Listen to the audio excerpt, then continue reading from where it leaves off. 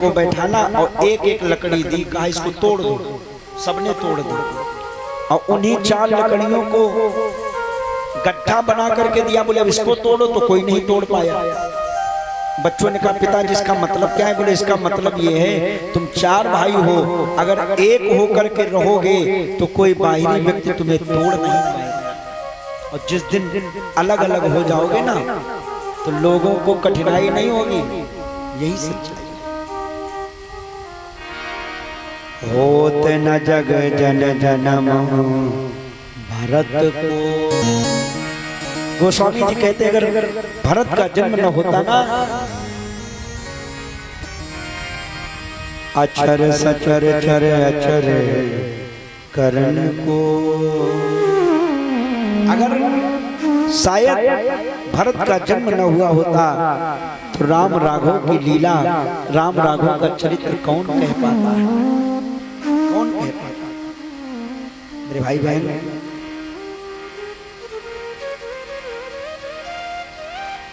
ये जीवन की सच्चाई है। और अब हमें इस कथा से शिक्षा क्या मिलती? तो हमारे जीवन में अगर हम चाहते हैं कि परिवार में विघटन न हो, बाहरी व्यक्ति हम पर उंगली न उठा पावे, तो हमें संतोष करना पड़ेगा। देखो वैसे भी ये धन संपत्ति हाथों का मैल लोग बताते, पैसा आज गया है कल मिल जाएगा, हाथों का मैल है, अपने कमाने से ही बढ़ोतरी होगी। अब संतोष कैसा करना है? बड़े वाले को भी संतोष करना, छोटे वाले भी करना है। अगर थोड़ा बहुत ज्यादा ले भी लिया तो आप संतोष कर जाओ, बड़े वाले ने ले लिया तो छोटा वाला संतोष कर जाए, छोटे वाले ने ले लिया तो बड़े वाले को संतोष करना चाहिए। भाई वैसे भी कोई सर पे लाद के तो नहीं ले जाना है। बताओ अच्छा अगर मान लो 1 बीघा ज्यादा भी ले लो तो क्या अपने साथ ले जाओगे? खेरे सुन ले जाओगे?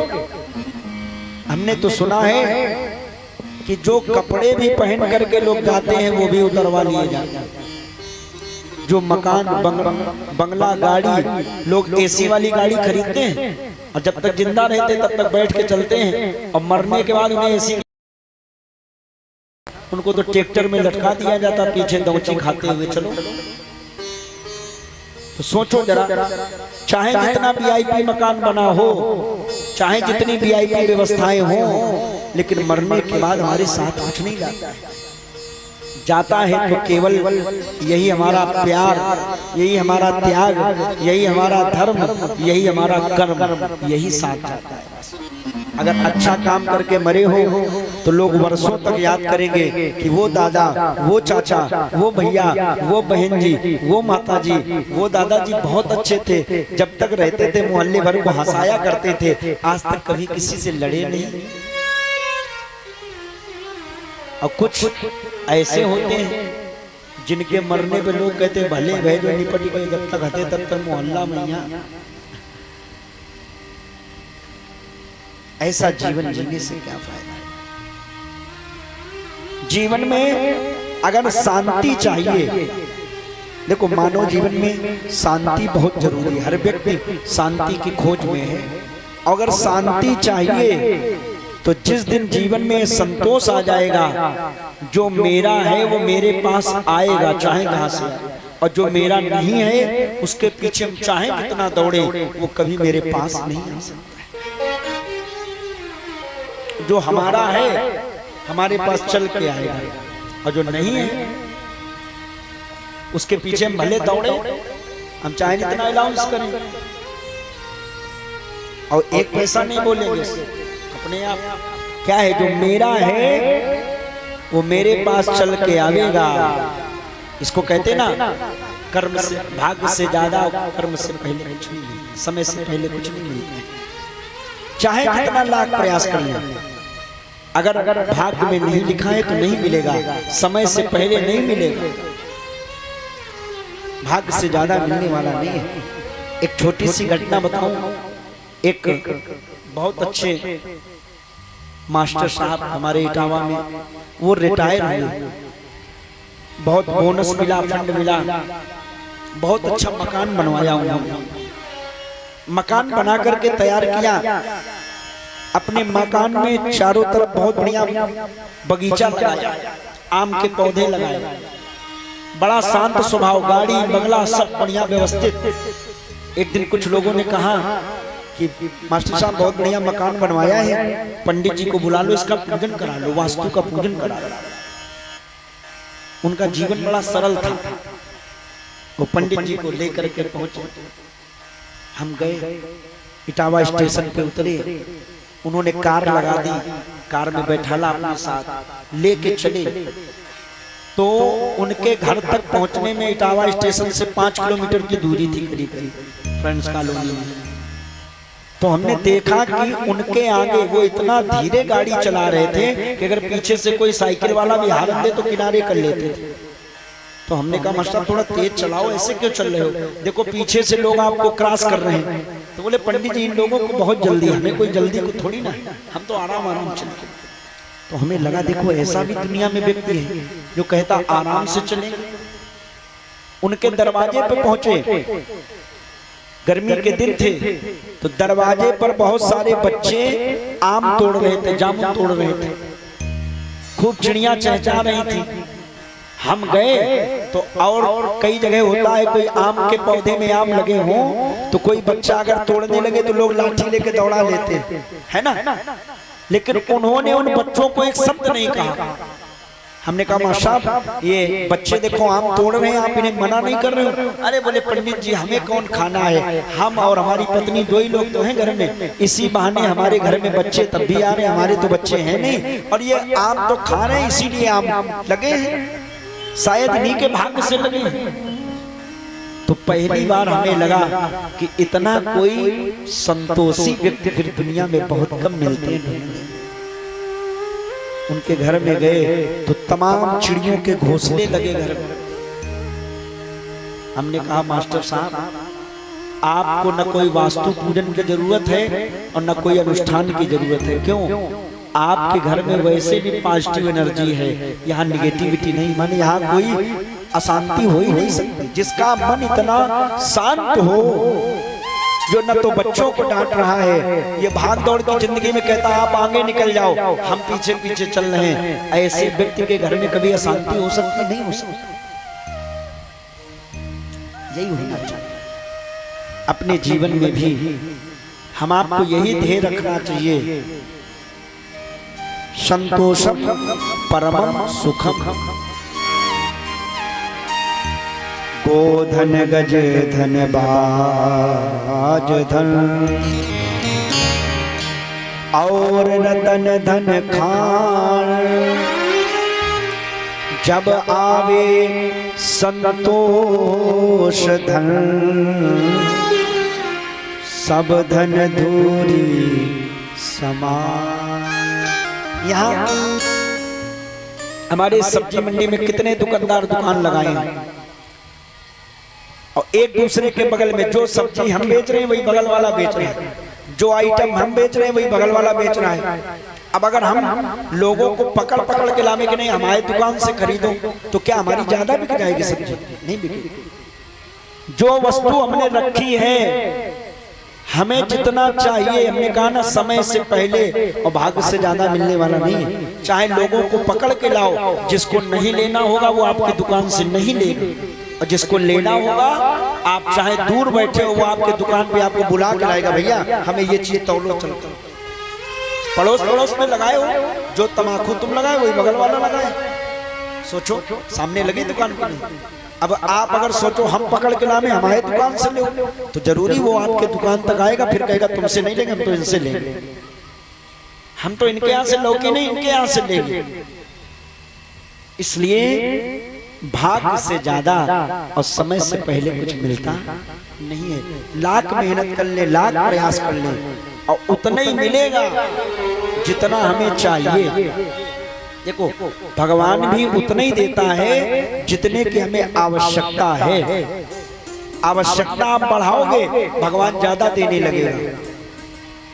जैसे यहाँ जितने लोग बैठे हो, मान लो अचानक हमें 1 करोड़ रुपए दे दिए जाएं और कह दिए जाए कि शाम तक इनको खर्च करना है। हमें तो नहीं लगता इस सभा में कोई ऐसा बैठा है जो शाम तक 1 करोड़ रुपए खर्चा कर ले। लोग सुबह से शाम तक सोचते रहेंगे कहाँ खर्च करें, कैसे करें, क्या करें, और वो 1 करोड़ में 1 रुपया नहीं खर्चा हो पाएगा। और कुछ ऐसे हैं जिनके पास हम कहते 10 करोड़ सुबह से शाम तक उनके आवागमन बना रहता है। तो जिसको जितना चाहिए, हमें 100 रुपए की आवश्यकता है, भगवान 100 दे देगा कि 100 खर्च कर लेना, 25 बचा लेना। और न कई बार देखना, लोग कमाते तो बहुत हैं, सुबह से शाम तक पता चला 5000 रुपए की इनकम हो गई, झूठ बोल के फरेबी करके 2 नंबर से या ईमानदारी से 5000 कमाए, लेकिन शाम तक खर्चा हो गया 8000, 3000 का कर्ज और लाद लिया अपने ऊपर। और वही 200 रुपए, 300 रुपए, 400 रुपए कमाने वाला मजदूर, और उसने दिन भर फावड़ा चलाया, 400-300 रुपए मिले, लेकिन उससे पूछो तो शाम को वो अपने पूरे घर परिवार के साथ बैठ करके भोजन कर रहा है। 100 रुपए में सब्जी ले गया, राशन पानी ले गया, और 100 रुपए उसका फिर भी बच गया। देखना, 400 में 300 में उसने 100 रुपए बचा लिया, और जिसने 5000 कमाया वो 2-3 हजार का और कर्जदार हो गया। तो ये बताओ अमीर कौन है, 5000 कमाने वाला कि 300 कमाने वाला? और सोचो जरा, कई बार अभी हम दिल्ली जब कार्यक्रम कर रहे थे तो एक डॉक्टर साहब अपने घर ले गए हमें, बोले गुरुजी हमारे यहाँ भोजन कर लो। हम करने के लिए गए, बड़ा लग्जरी व्यवस्था है सोनिया विहार में, बहुत लग्जरी व्यवस्था है, तमाम गाड़ियां दरवाजे पर खड़ी, नौकर लगे, हर चीज के नौकर, भोजन बनाने वाला अलग, झाड़ू वाला अलग, गार्डन की सफाई करने वाला अलग, पानी डालने वाला, हर उनके घर में 10 नौकर कम से कम। हम गए, बड़ी टेबल सजाई गई, हमारी पूरी टीम भोजन करने के लिए बैठे, खूब लंबी टेबल कुर्सी पड़ी, और कई प्रकार का भोजन गिनती न कर पाए, इतनी कटोरियां थाली लग गई।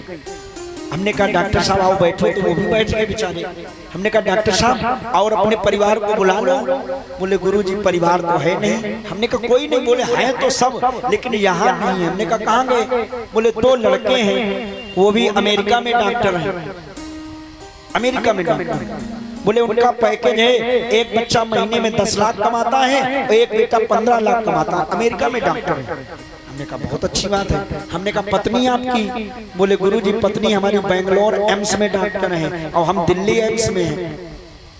तो हमने सोचा, हमने कहा वो कितना कमाती हैं? बोले वो भी 4-5 लाख रुपए महीने में कमाती हैं। हमने कहा आप? बोले हम भी 6-7 लाख कमाते हैं।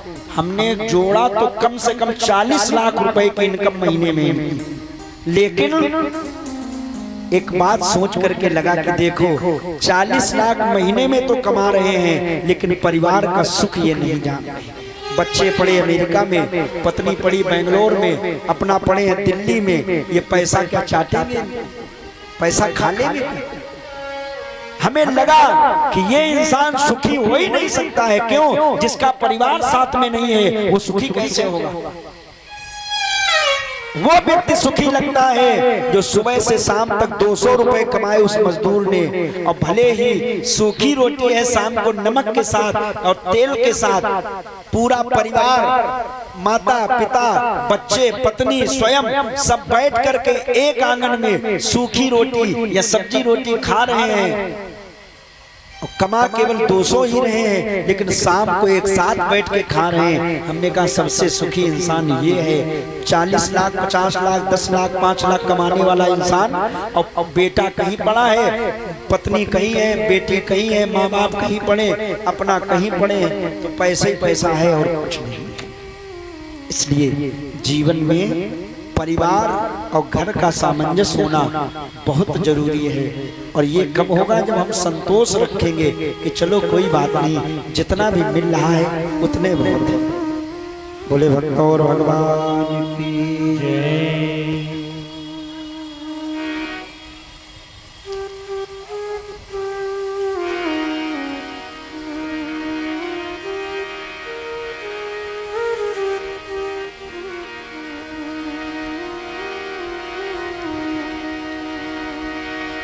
बोलिए सियावर रामचंद्र भगवान की जय।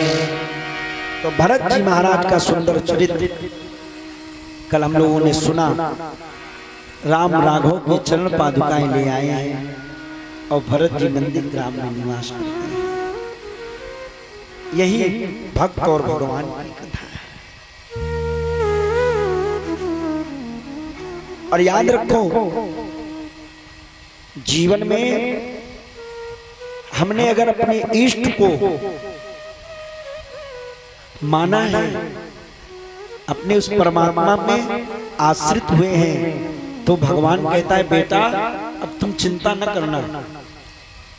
जो व्यक्ति अनन्य गति से शरण में चला जाता है, गीता में भी भगवान कहते ना, अनन्यास चिंतयन्तो माम ये जना पर्युपास्ते तेषां नित्याभियुक्तानां योगक्षेमं वहाम्यहम्। करौ सदा तिनकै रखवारी जिम बालक राखे माता। भगवान कहता है कि जो व्यक्ति हम पर आश्रित हो जाता है फिर उसको चिंता करने की जरूरत नहीं। जैसे कभी अनुभव करना, दो प्रकार की माँ होती है। भगवान कहते हैं ना, करऊं सदा तिनकै रखवारी जिम बालक राखे मातारी। जैसे बच्चों की सुरक्षा व्यवस्था माँ करती है। देखो, पिता भी बच्चे को बहुत प्रेम करता है, लेकिन पिता के स्वभाव में और माँ के स्वभाव में थोड़ा परिवर्तन होता है। कैसा परिवर्तन होता है? तो बच्चा अगर नाली में गिर जाए तो पिता उठाएगा लेकिन कैसे? दौड़ के जाएगा और हाथ से पकड़ के ऐसे निकालेगा, एक दो थप्पड़ और मारेगा। नालायक कहीं के, देख के नहीं चल सकता नाली में गिर गया, पिता ये करेगा।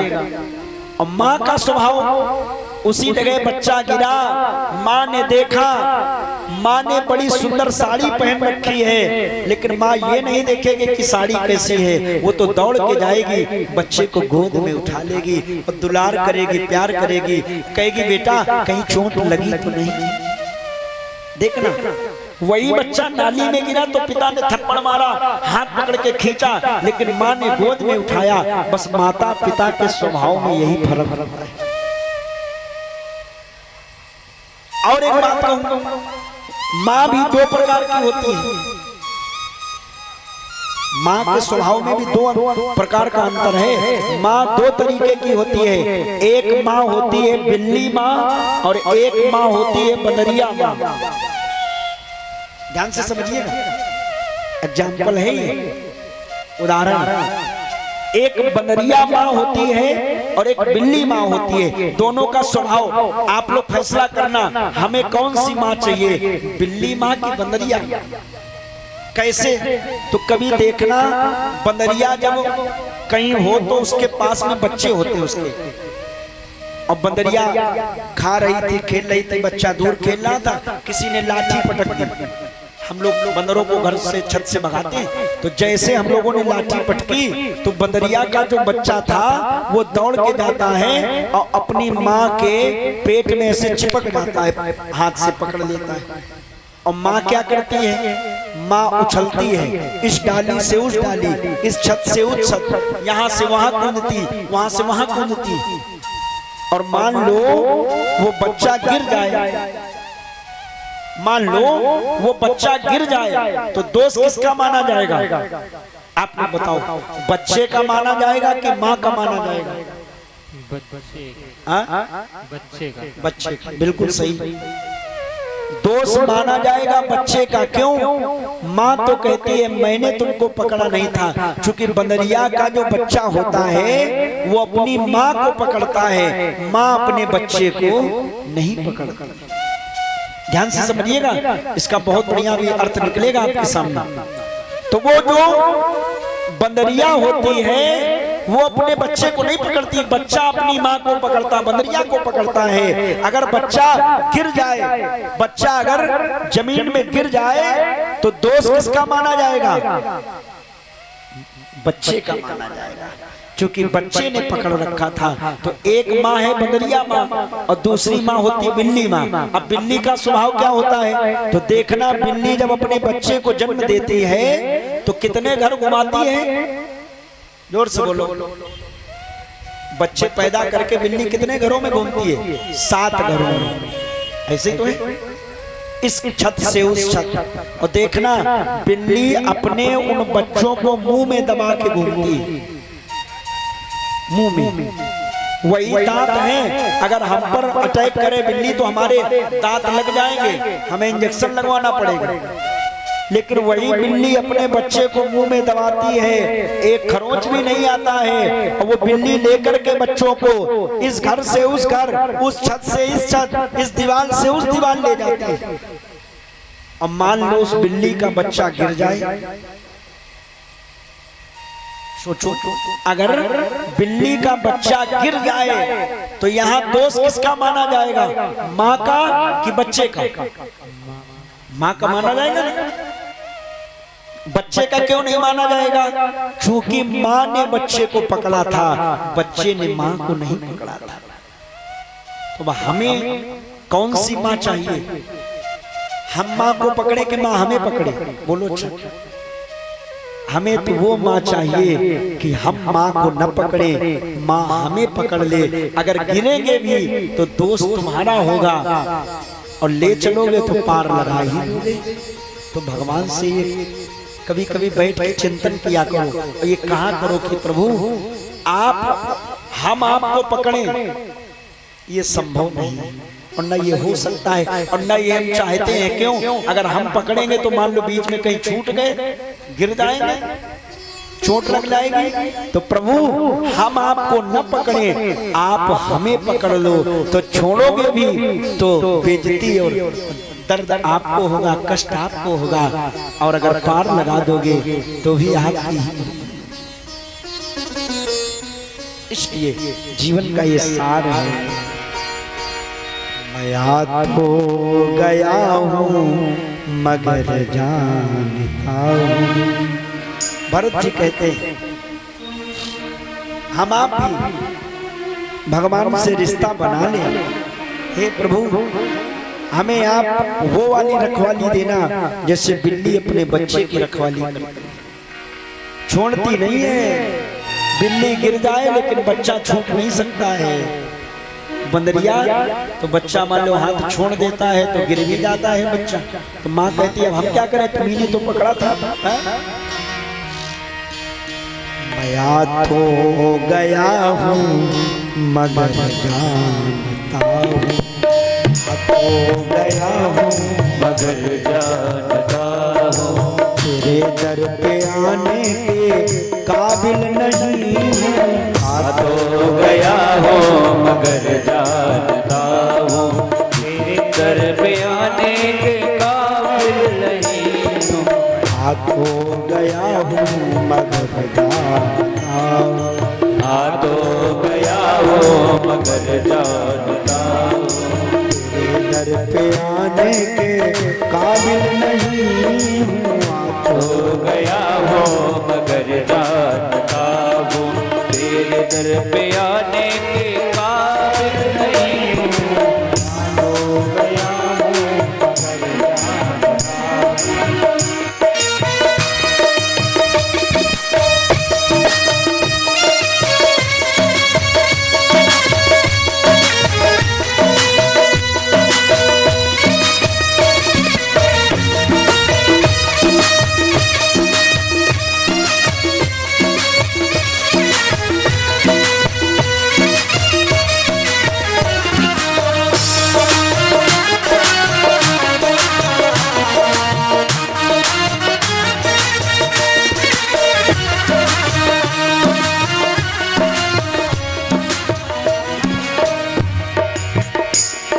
जमाने की चाहत में तुझको भुलाया, जमाने की चाहत में तुझको बुलाया। भक्त कहता है प्रभु मैं आ तो गया हूँ लेकिन मुझे मालूम है तेरे दर पे आने के काबिल नहीं हूँ। क्यों? मैंने न जाने कितना पापाचार दुराचार। देखो एक चीज याद रखो, अपना अपना कर्म हर व्यक्ति को मालूम है। भले दूसरा न जाने लेकिन हमें अपना कर्म मालूम है कि हमने क्या गलत किया है और क्या सही किया है। भले कोर्ट में गलत को सही दिखाना चाहते हैं लेकिन मन कह रहा है नहीं नहीं हमने ये गलत काम किया है। और ये एक बार जरूर आवाज आती है, सबके मन से आती है। जमाने की चाहत में तुझको भुलाया, जमाने की चाहत ने तुझको बुलाया, तेरा नाम मेरी जुबां पर न आया, तेरा ये जुआ पर न आया, तेरा नाम मेरी जुबां पर न आया, तेरा नाम की जुआ पर न आया। गुनाहगार हूँ मैं, खताकार हूँ मैं, गुनाहगार हूँ मैं, खतादार हूँ मैं, तेरे दर पे आने के काबिल नहीं हूँ, हूँ मैं, खताकार हूँ मैं, तेरे दर पे आने के काबिल नहीं हूँ, आ तो गया हूँ मगर जानता हूँ, तेरे आने के काबिल नहीं हूँ, आ तो गया हूँ मगर जानता हूँ। जय हो राजेश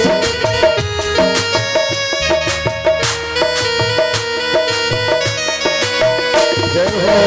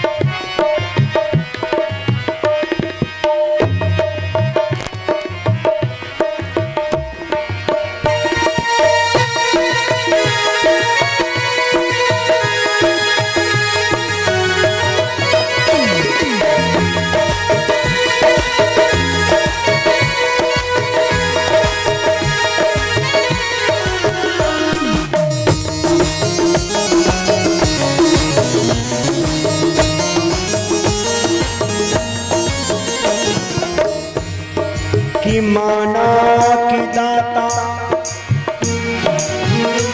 तुम कुल के जहाँ के, भक्त की कल्पना है, हमने जाना है आप सारे संसार के दाता हो प्रभु। माना कि दाता हो तुम कुल जहाँ के, माना कि दाता हो तुम कुल जहाँ के, मगर कैसे दामन में फैलाऊं आके, कैसे दामन में फैलाओ आके, मगर कैसे दामन में फैलाऊं आके, मगर कैसे दामन में फैलाओ आके, जो अब तक दिया है वही कम नहीं है, तक दिया है वही कम नहीं है। ये संतोष है। भक्त कहता है प्रभु जो तुमने दे दिया है वो कम कुछ थोड़ी ना है, और सही है। 3 चीजें चाहिए, रोटी कपड़ा और मकान।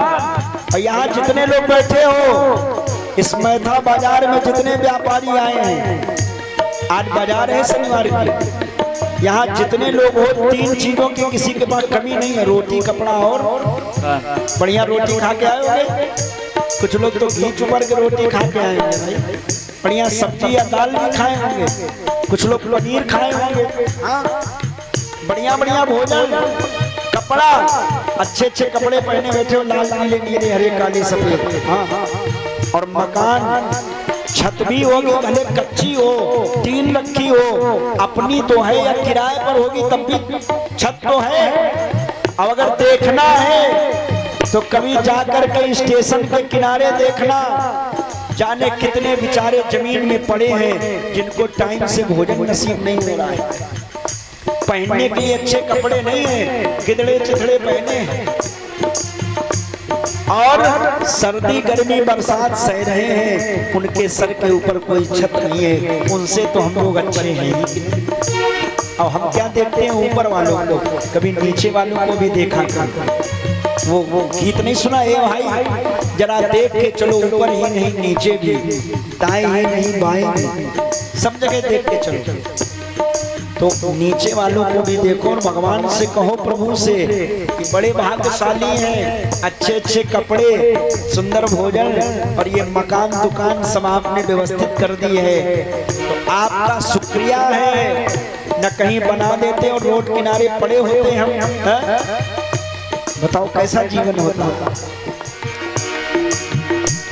जो अब तक दिया है वही कम नहीं है, जो अब तक दिया है कम नहीं है, कर्जा चुकाने के काबिल नहीं हूँ। आ तो गया हो मगर जानता हो, तेरे दर पे आने के काबिल नहीं हूँ।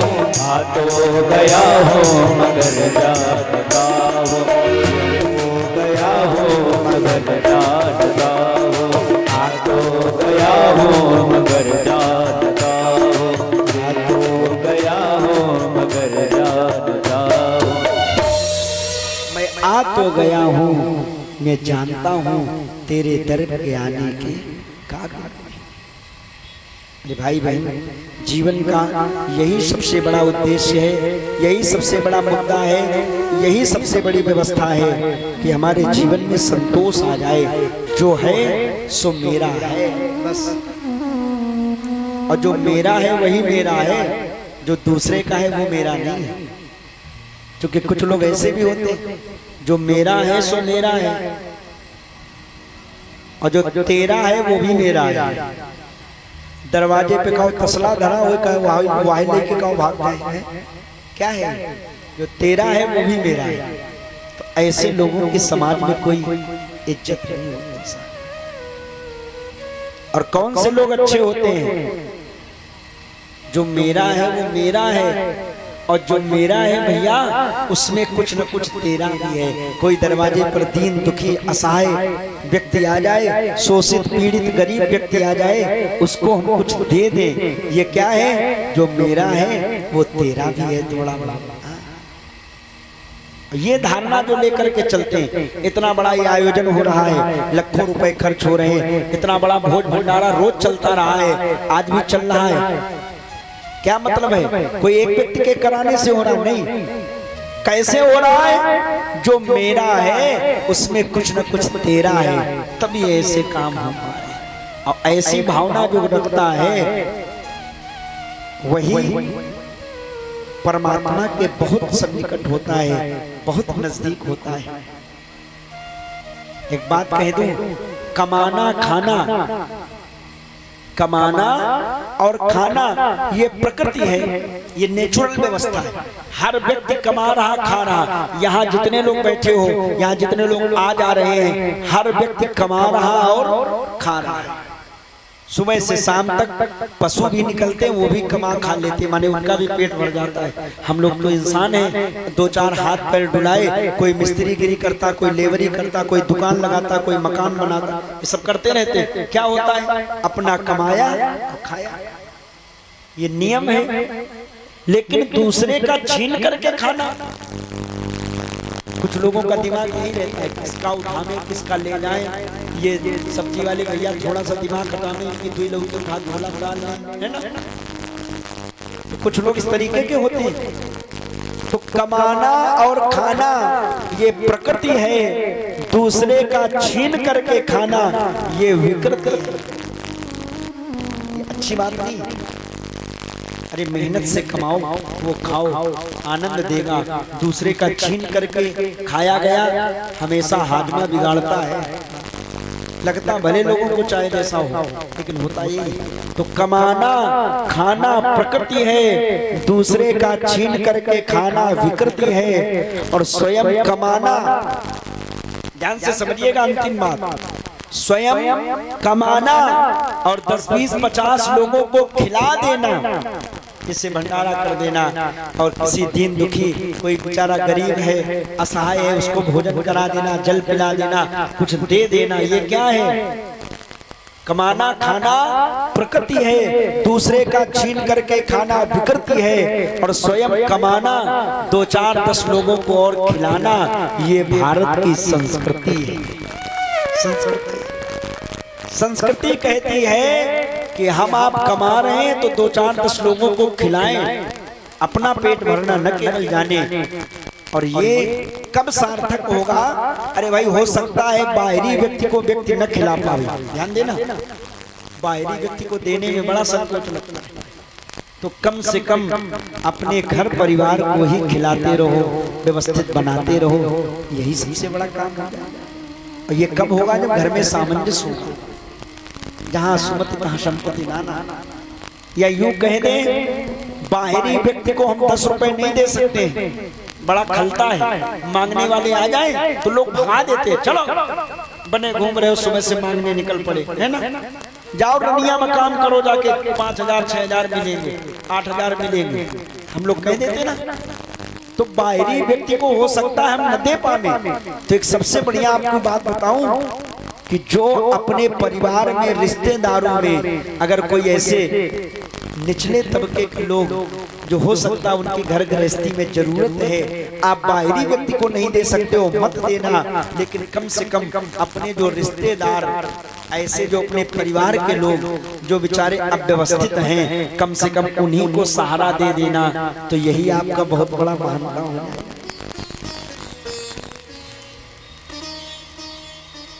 भाई बहन, भगवान की कथा तो यही सिखाती है, जीवन में जिस दिन परोपकार आ गया, जिस दिन हमारे जीवन में हमने सबके प्रति भावना अच्छी कर ली, फिर जरूरी नहीं कि अगरबत्ती लगावें तब भगवान खुश होंगे। भगवान तो कहते हैं तुम लोगों की सेवा कर रहे हो, हम खुश हैं तुमसे।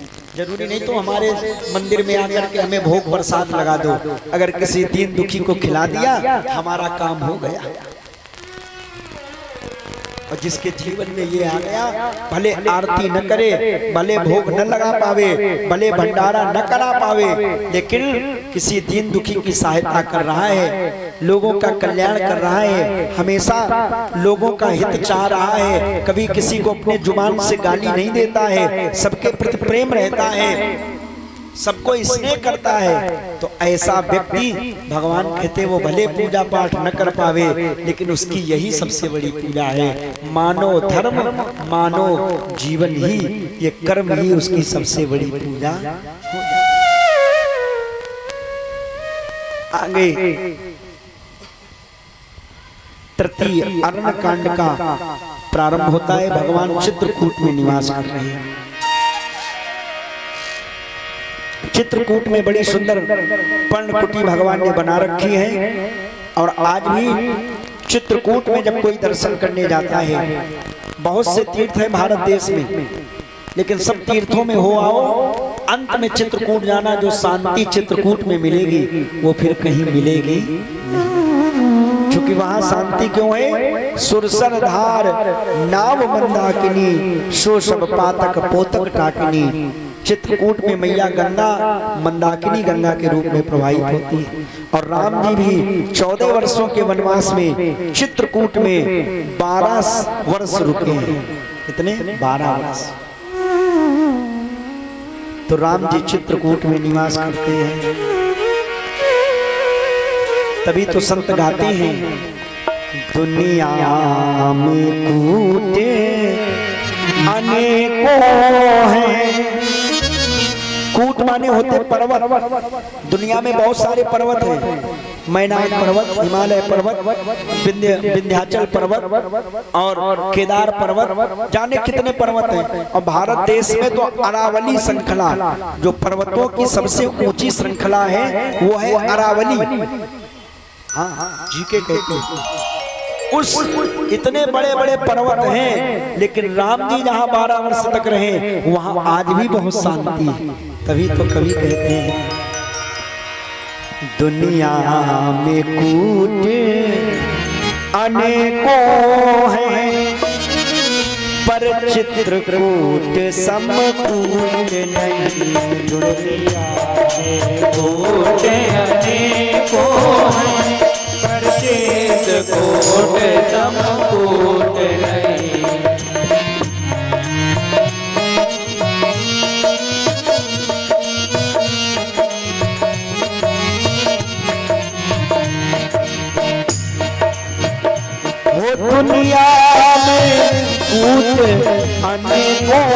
हैं। दुनिया में झूठ अनेकों हैं। दुनिया में बहुत सारे झूठ हैं, पर जटा झूठ सम झूठ नहीं।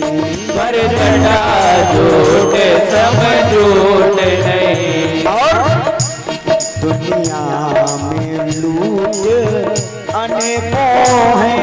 दुनिया में लूट अनेकों हैं। दुनिया में बहुत सारी लूट है, कोई धन लूट रहा है, कोई दौलत लूट रहा है, कोई दुकानें लूट रहा है, कोई मकान लूट रहा है, कोई कुछ लूट रहा है। दुनिया में लूट अनेकों हैं, पर राम नाम सम लूट नहीं। दुनिया में लूट अनेकों हैं, पर राम राम सम लूट नहीं।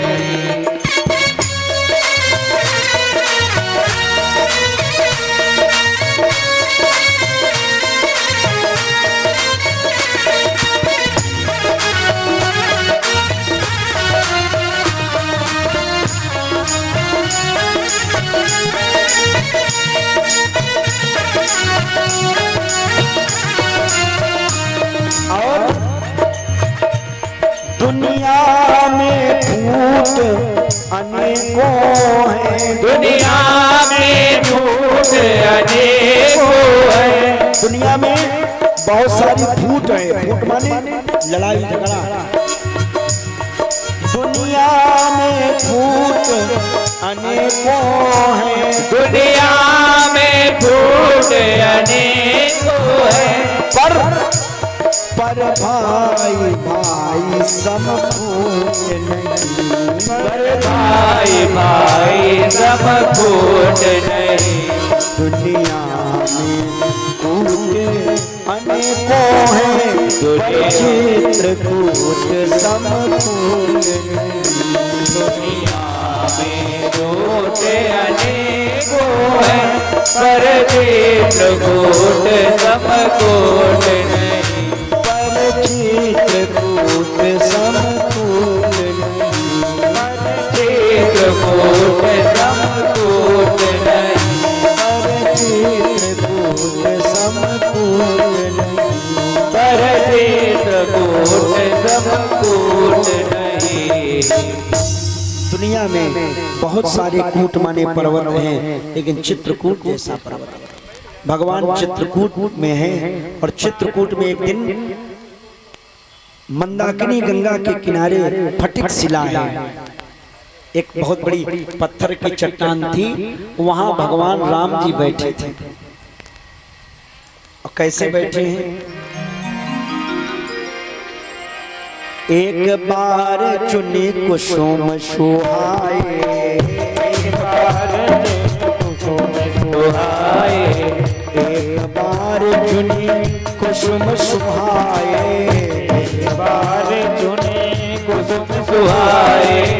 निज कर भूषण राम बनाए। निज कर भूषण राम बनाए। निज कर भूषण राम बनाए। निज कर भूषण राम बनाए। भगवान राम जी चित्रकूट के उस सुंदर फटिक शिला पर बैठे हैं, स्फटिक शिला। और राम जी ने क्या किया? बोले आज राम जी ने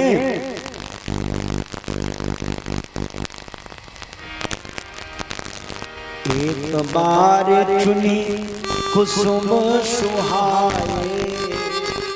राम जी ने अपने हाथों से कुसुम माने पुष्प रंग बिरंगे फूल तोड़ के लाए।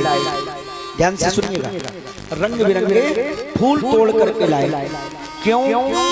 राम जी सोचने लगे, देखो हमारी प्रिया प्रियतम ये जानकी है, ये सीता, जो कि हमारे साथ जंगल चली आई, वन चली आई। अरे वनवास तो मेरे लिए मांगा था माँ कैकेयी ने, लेकिन ये सीता हमारे साथ चली आई, माने इसके जीवन में हमारे प्रति बड़ा प्रेम है। तो पति पत्नी का सामंजस्य कितना सुंदर है। आहा। मैंने पहले दिन कहा था ना, ये रामायण का एक एक चरित्र प्रयोग का विषय है। तो पति पत्नी का प्रेम कैसा हो, ये राम जी से ज्यादा कोई नहीं कह सकता, नहीं बता सकता।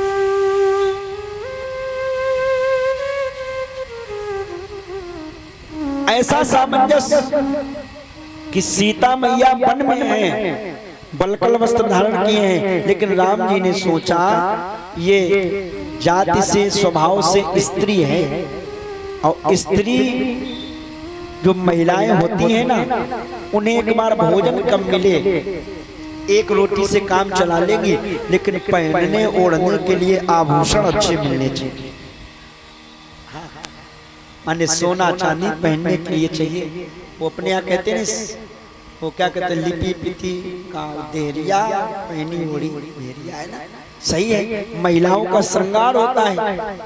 अरे श्रृंगार कितने प्रकार का होता है, जोर से बताओ। 16 प्रकार का है ना माता जी। महिलाओं के श्रृंगार होते 16 प्रकार के, अब पुरुषों के एको प्रकार के नहीं, चाहे जो कुल लपेट लो कोई दिक्कत नहीं, लेकिन महिलाएं श्रृंगार करती हैं। तो राम जी ने सोचा हमारी सीता जंगल चली आई, वन आ गई, और हम न तो कुछ पहना सके न कुछ उड़ा सके कायदे से। अरे महलों में रहते तो खूब सोना चांदी था, चाहे जितना पहनती, लेकिन अब यहाँ वन में कहाँ से लावे। तो राम जी ने फूल तोड़े, ध्यान देना, रंग बिरंगे फूल, और उन रंग बिरंगे पुष्पों को, फूलों को तोड़ करके लाए और सीता को पहनाया। माने गजरा बनाया, कानों में फूल लगा दिए, गले में पहना दी माला, ऐसे फूलों से श्रृंगार कर दिया। सोचो जरा कितना अच्छा प्रेम है। राम जी जंगल में हैं, लेकिन जानकी का समर्पण, जानकी का प्रेम भूले नहीं, तो पुष्पों से ही आभूषण बना दिया। सीतहि पहिराए प्रभु सादर, सीता पहिराए प्रभु सादर, और बैठे फटिक शिला पर सुंदर, फटिक शिला पर सुंदर, बैठे फटिक शिला पर सुंदर, बैठे फटिक शिला पर सुंदर। सीतहि पहिराए प्रभु सादर, राम जी ने जानकी मैया को, सीता जी को पहनाया। ये सारे पुष्पों के आभूषण पहना करके सजाया। देखना जरा, रंग बिरंगे फूल पहना दिए। और जानकी भी प्रसन्न है, कहती है कोई बात नहीं प्रभु, आप ये पुष्प भी न पहनाते तो भी मुझे कोई किसी प्रकार की आवश्यकता नहीं थी। क्यों? बोले आप हमारे पास हो, बस मेरे लिए सब कुछ यही है। हमें न तो सोने चांदी की जरूरत है, न अच्छे कपड़ों की जरूरत है, मुझे तो सरकार बस आपकी जरूरत है। बस ये भाव देखो जरा, पति चाह रहा है पत्नी को व्यवस्थित करें, और पत्नी का भाव क्या है, आप हो बस मेरे लिए सब कुछ यही है। और ये जिस दिन पति पत्नी के जीवन में भाव आ जाएगा, कभी उनमें झगड़ा नहीं हो सकता है। और पत्नी ने पति को समझा ही नहीं, उनको उनकी बातों को माना ही नहीं, तो क्या होगा, झगड़ा होगा। आए दिन डिमांड करेंगे कि लाओ जल्दी जाओ, लाओ हार बनवा लाओ, झुमका बनवा लाओ, माला बनवा लाओ। है पति सोच रहा बेचारे जैसे तैसे जिंदगी जी रहे हैं, इतनी महंगाई का दौर है, तो घर में कलह ही होगी। राम जी ने सुंदर पुष्पों से श्रृंगार किया है, और श्रृंगार करके मैया जानकी की गोद में सर रख लिया और लेट गए भगवान। देखना,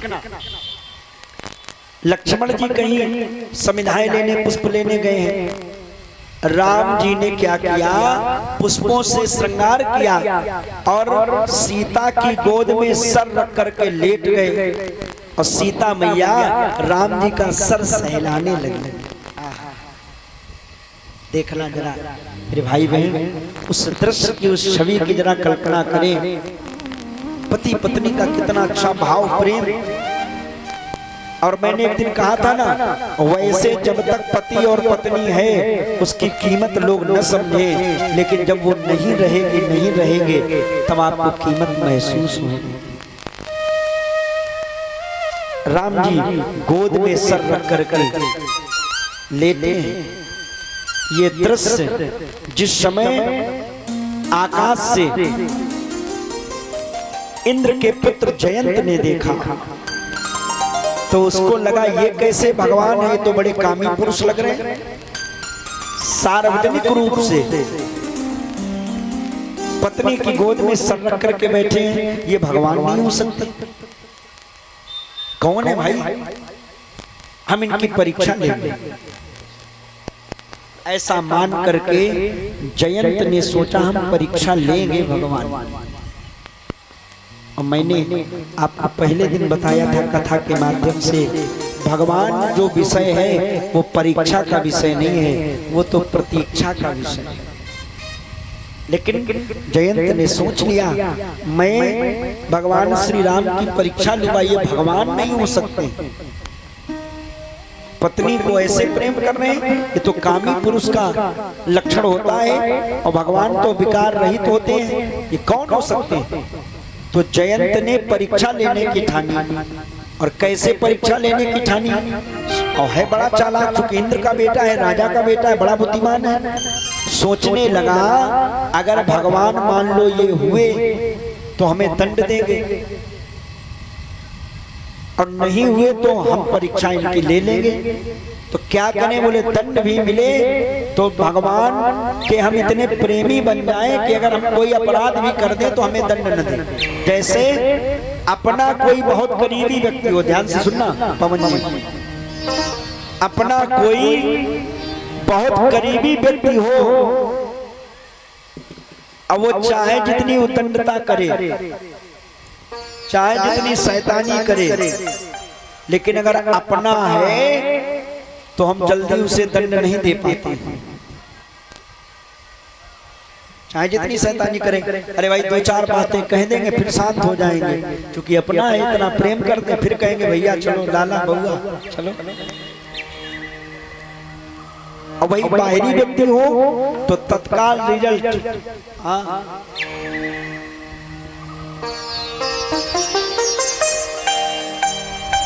तो जयंत ने सोचा हम भगवान के प्रिय बन जाएं।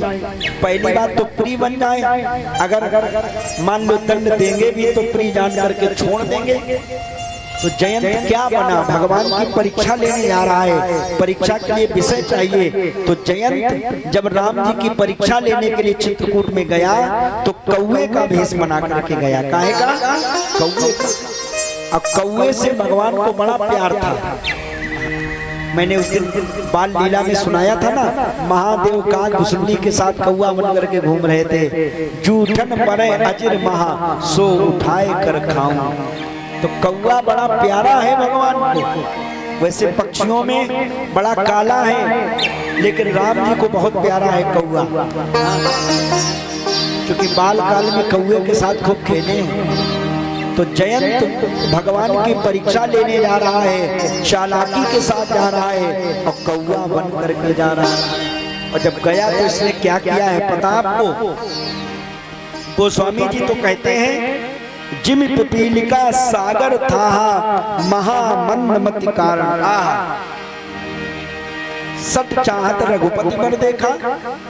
ये सच, ये मूर्ख चाहता है कि भगवान का हम बल देखें। अरे कोई चींटी कहे कि हम सागर की गहराई नापेंगे, तो क्या वो सागर की गहराई नाप सकती चींटी? नहीं नाप सकती।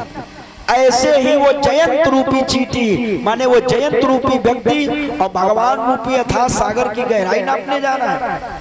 क्या होगा? गोस्वामी जी बोले आगे देखो तो क्या होगा। तो जयंत चला कौवे का भेष बना करके, और किया क्या इसने?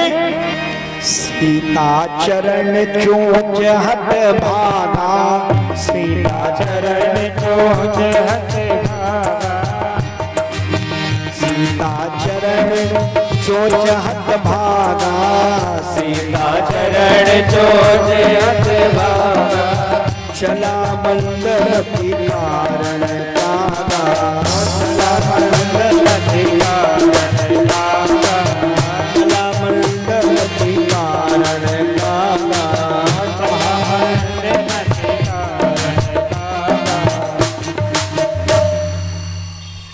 महामंद मति कारण कागा। बेटा ये स्पीकर थोड़े थोड़े और बढ़ाओ, बिल्कुल आवाज नहीं आ रही वापसी। महामंद मति कारण कागा, वो जयंत कौवे का भेष बना के चला।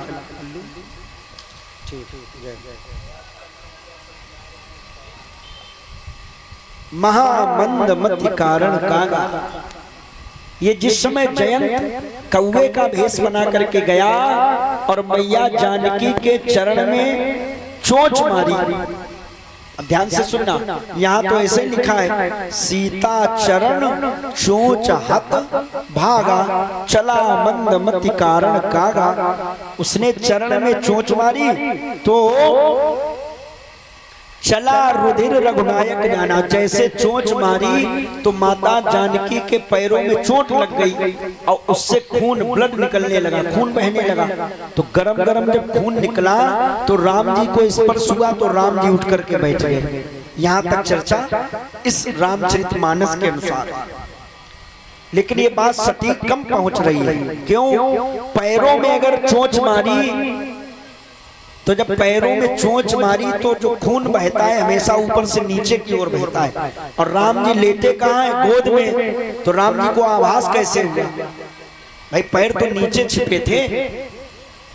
तो वाल्मीकि जी अपने रामायण में स्पष्ट लिखते, देखो दोनों बातें मैं आपको सामने रख रहा हूं। वाल्मीकि रामायण में वाल्मीकि जी कहते हैं सीता के चोंच कौवा जयंत ने मारी, लेकिन पैरों में नहीं। वहां लिखा है वक्षस्थलम, जानकी के वक्षस्थल पर, सीने पर, वक्षस्थल पर उस कौवे ने चोंच मारी। तो यहाँ जब चोट लगी आंचल में तो वो खून बहा, तो ऊपर से नीचे की ओर खून चलता है। तो राम जी गोद में लेटे थे तो राम जी के सर में गरम गरम लगा, तब राम जी उठ के बैठे। वाल्मीकि रामायण में ये लिखा है। रामचरितमानस कह रही है सीता चरण चोंच हत भागा। तो ये बात कैसे मिश्रित होगी, लोगों में अपभ्रंश हो जाएगा। लोग कहेंगे महाराज एक जगह ऐसा लिखा, एक जगह ऐसा लिखा, हम किसकी माने, इनकी माने कि इनकी माने? देखो एक चीज याद रखना, कभी भी अपने धर्म के ग्रंथों को लेकर के लड़ाई न करना, क्योंकि हर ग्रंथ में अलग अलग चीजें लिखी हैं। लेकिन जब गुरुजनों के मुख से उसको समझोगे, सुनोगे और पढ़ोगे, सुनने से नहीं मैं कह रहा हूं कि कोई कुछ कह रहा कोई कुछ कर रहा आप मान लो उसको ना। जब तक आप आंखों देखी नहीं कहते, आंखों देखी नहीं माननी, आंखों देखी ही माननी और नहीं माननी। तो जब तक आप पढ़ न ले, गुरुजनों से सलाह न ले ले, तब तक उस बात को मानी नहीं, क्योंकि घुमाने वाले लोग बहुत हैं। तो वाल्मीकि रामायण कह रही है कि माता के आंचल में वक्षस्थल पर चोंच मारी, और गोस्वामी जी कह रहे चरण चोंच हत भागा। तो एक बात आपसे कह दूं, रामायण सबने लिखी है, रामायण शतकोटि अपारा करोड़ों रामायण है, लेकिन गोस्वामी तुलसीदास जी ने जो मर्यादित रामायण लिखी है उतनी मर्यादा फिर किसी में नहीं। गोस्वामी जी ने यहाँ मर्यादा का उल्लंघन नहीं किया है। क्यों? वो मैया जानकी को अपनी माँ मानते हैं। तो गोस्वामी जी ने इस बात को छुपा लिया। देखो लिखा तो है लेकिन छिपा गए। कैसे? सीता चरण चोंच हत भागा। गोस्वामी जी भी लिख रहे हैं लेकिन एक शब्द छुपा गए हैं। क्या छुपा गए? चरण के पहले सीता और बीच में आंचल नहीं लगाया, सीधे कह दिया चरण चोंच हत भागा। बीच वाला शब्द छिपा गए कि माँ के वक्षस्थल पर, क्योंकि महिला की इज्जत आंचल में होती है। और उस आंचल से वो न जाने कितने लोगों को जीवन दान देती है।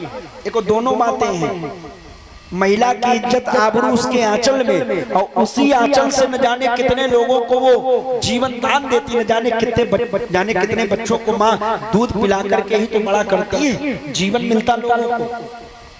और आंचल की इतनी ज्यादा मर्यादा होती है कि माताएं अगर कोई पूजा का भी काम कर रही हो तो सबसे पहले अपना ये पल्लू माने आंचल ही निकाल करके पूछती। घर के बर्तनों को कितना भी साफ कर दिया गया हो, ध्यान से सुनना, घर के बर्तन बहुत बढ़िया निरमा से, बहुत बढ़िया साबुन से साफ हो, लेकिन फिर भी माँ जब बच्चे को भोजन कराएगी तो अपना पल्लू निकालेगी, 2 बार बर्तन पोंछेगी जरूर, और उसी के पोंछने से वो बर्तन साफ होते हैं। बाकी चाहे जितने साफ हो वो पवित्र नहीं हो सकते हैं, लेकिन माँ अपने अगर आंचल से अपने उस पल्लू से पोंछ दे तो समझ लो बर्तन शुद्ध हो गए, इसमें कोई धोखा वाली बात नहीं है। तो गोस्वामी जी ने भी लिखा है, लेकिन छिपा करके लिखा है, सीता चरण चोंच हत भागा। गोस्वामी जी कहते हैं सीता आचरण, इस बात को ऐसे भी कह सकते हैं, सीता आचरण, महिला की आबरू आचरण ही तो है ना, ऐसे भी कह सकते हैं। और ऐसे न समझे तो बिल्कुल स्पष्ट कर दे, कभी भी कौआ का स्वभाव देखना आप लोग। यहाँ पर गोस्वामी जी ने सीता जी के आंचल की बात नहीं की, कौआ के पूरे व्यवस्था की बात कर दी। कभी कौए के स्वभाव को देखना, कौआ जब भी झपट्टा मारेगा, ध्यान देना, तो कौआ क्या करता है, चोंच बाद में मारता है, पहले पंजा मारता है, पैर मारता है। तो गोस्वामी जी जो बात कह रहे हैं वो गलत नहीं कह रहे हैं, उन्होंने कहा उस कौवे के लिए, मारा तो चोंच उसने वक्षस्थल पर ही है, लेकिन गोस्वामी जी कौवे के लिए कह रहे हैं। कौवा आया, देखना कौवा जब भी आप पर आक्रमण करेगा तो पहले पंजा मारेगा और बाद में चोंच मारेगा, ये पक्षी का स्वभाव होता है, पहले पंजे से वार करता है और बाद में चोंच मारता है। तो ये जो कौवा आया है ना, इसने मैया जानकी के वक्षस्थल पर पहले अपने चरण मारे, फिर चोंच मारे। तभी गोस्वामी जी कहते हैं सीता चरण, उसने अपने चरण मारे ना, चोंच हत भागा सीता चरण,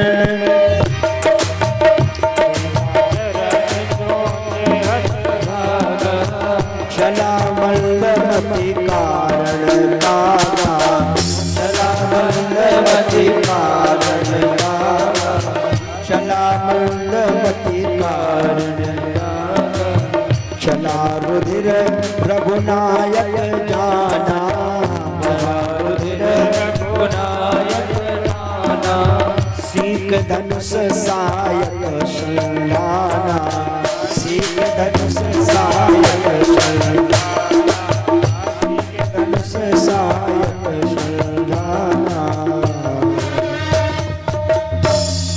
रुधिर चला माने खून बहा, वो जब वक्षस्थल से खून बहा, राम जी गोदी में थे, गरम गरम खून लगा, सर में उठ करके बैठ गए, देखा तो बड़ा क्रोध आ गया उस कौवे पर। वैसे राम जी चाहते तो सीधे बाण मार देते, ये जल जाता, मर जाता, खत्म हो जाता, लेकिन हमने कहा नहीं, ये कौवा बन के गया था और राम जी का कौवा बड़ा प्रिय है पक्षी। तो राम जी ने एक धनुष बाण से, धनुष बाण नहीं निकाला ना, बाण नहीं निकाला ना, एक तिनका उठाया, तिनका, और वो तिनका छोड़ दिया, और वो जलता हुआ तिनका उस जयंत के पीछे दौड़ पड़ा। तिनके में देखिए कमाल, और जैसे वो जलता हुआ तिनका चला तो जयंत को लगा कि अगर ये जरा सा भी मेरे पास आ गया तो मैं जल करके राख हो जाऊंगा। तो जयंत घबराया और बड़ी तेज से भगा, समझ गया कि ये कोई और नहीं, ये तो मेरे प्रभु श्री राम जी ही हैं, मेरे प्रभु भगवान। आगे आगे जयंत और पीछे पीछे वो जलता हुआ अंगारा, वो तिनका चला जा रहा है। जयंत भगा। गोस्वामी जी कहते हैं अति कृपाल रघुनायक सदा दीन परने, तासन आई कीन छलु मूरख अवगुण ने। भगवान जो इतने दयालु हैं, कृपालु हैं, उनके साथ ये छल करने आया जयंत। तो भगवान ने एक छोटा सा तिनका मार दिया, तो तिनके के उस जलते हुए रूप को, उस तिनके को वो देख करके भगा। ऐसा लगता जल जाएगा वो कौवा, काव काव करता उड़ता चला जा रहा है, पीछे पीछे तिनका दौड़ रहा है। और ये सीधे भागते हुए कहाँ गया?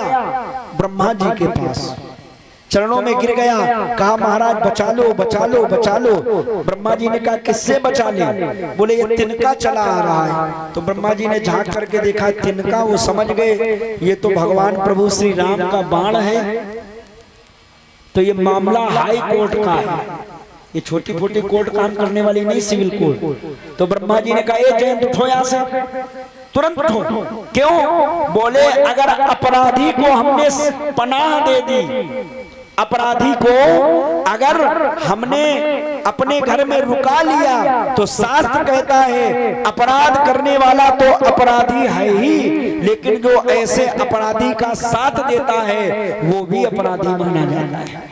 जैसे आज भी संविधान में कोई मर्डर करके आवे, आप उसको अपने घर में रख लो, अगर जब वो पकड़ा जाएगा तो उसको अगर फांसी होगी तो उम्र कैद आपको भी हो जाएगी। क्यों? आपने उसकी सहायता क्यों की सहायता? आप भी अपराधी हो जाओ। तो ब्रह्मा जी ने तुरंत भगाया, बोले भागो यहाँ से, हमारे पास बैठो नहीं। तो इसने कहा क्या करें, भगा दिया गया। तो भोले बाबा के पास गया, भोले बाबा से बोले बचा लो। भोले बाबा बोले किससे? बोले इस बाण से। बोले क्यों? बोले वो हमने जानकी मैया के आंचल पर अपने चोंच और चरण का। भोले बाबा बोले उठो यहाँ से, इतना गलत काम करके आए हो, किसी महिला के इज्जत आबरू पर तुमने हाथ डाला और तुम सोचते हो हम तुम्हें बचा ले। ये तो कहो कि इंद्र के बेटा हो तो हमको सोच रहे नहीं, त्रिशूल रखा है, बाण बाद में काम करेगा, पहले त्रिशूल। तो भगा वो वहां से, भोले बाबा दौड़ा लिए। तो सीधे सोचने लगा कोई बात नहीं, ब्रह्मा जी ने नहीं रोका और भोले बाबा ने नहीं ठहराया, लेकिन हमारा पिता तो हमें जरूर घर में रखेगा। तो दौड़ के स्वर्ग में इंद्र के पास गया और अपने पिता के चरणों में गिर गया, कहा पिताजी बचा लो। इंद्र ने कहा क्या हुआ, क्यों रो रहे हो बेटा? हृदय से लगाया। और उस जयंत ने कहा पिताजी ये बाण चला आ रहा है, जलता हुआ हमें जला डालेगा। इंद्र ने पूछा किसका बाण है? बोले राघवेंद्र सरकार राम जी का है। क्यों लगा है पीछे? बोले हमने सीता मैया के आबरू इज्जत पर हाथ डाल दी, मैंने चरणों का प्रहार कर दिया, गलत दृष्टि डाली, कुदृष्टि डाली। तो इंद्र बोला सुन, भले तू मेरा रिश्ते में सगा बेटा है, मेरा खून है, मेरा ब्लड है, लेकिन तूने गलत काम किया है। गलत काम का परिणाम अच्छा नहीं होता है, इसलिए यहाँ से भाग जा, मैं तुझे अपने घर में रखूंगा नहीं। तू मेरा आज से बेटा नहीं, क्योंकि तू अच्छा काम करके आता तो मैं तुझे हृदय से लगा लेता, तेरे गले में माला डाल देता, लोगों से कहता देखो मेरा बेटा कितना अच्छा है, लेकिन तूने गलत किया है। और शास्त्र कहता है इंद्र से इस जगह बड़ी अच्छी शिक्षा मिल रही है, गलत काम करके अगर अपना बेटा भी आ जाए तो उसको घर में पनाह नहीं देनी चाहिए। अगर आप चाहते हो कि समाज में आपके, देखो माता पिता की पहचान बच्चों से होती है, एक चीज याद रखना, माता पिता की पहचान बच्चों से होती है। लोग नहीं कहते किनके लड़का है, बोले फलाने के, बोले बहुत बढ़िया है। नाली किनारे पड़े किनके लड़का, बोले और ऐसे लड़का पैदा है, ऐसे बढ़िया ना होते तो ठीक था, यही तो लोग कहते हैं।